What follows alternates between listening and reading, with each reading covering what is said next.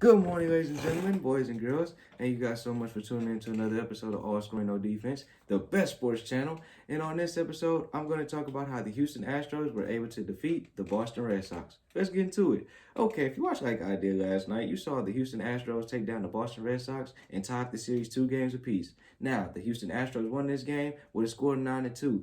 And in this game, this is what we expected from the Houston Astros, because in the previous 2 games, they couldn't hit nothing. But this game, they had runs. Those runs in the 8th and the 9th inning, that is what ultimately propelled this team past the Boston Red Sox. Because earlier in the game, in that first inning, they were trailing 2-1. But that's what we want to see from this Houston Astros team. Because what have I been saying, or what have I been preaching on a regular? Once one of them get hot, it's contagious. It goes around to the whole team. And we saw this on full display last night, because Jose Altuve, he got hot at bat, and then that spread to Bregman, and then that also spread it to Alvarez. And that is when this team is at their dangerous, when they're getting singles, when they're getting ground balls, when they're getting doubles, RBIs. And this team, I'm telling you, this Astros team, all it takes is for one of them to light that spark. And once one of them light that spark, it's hey, they're a whole nother team. Now, me personally, I'm very intrigued to see what the Boston Red Sox counteract to this attack. Because one thing we know about this Red Sox team, they hate losing to the Astros. Because have you seen how they played in the previous 2 games against the Astros?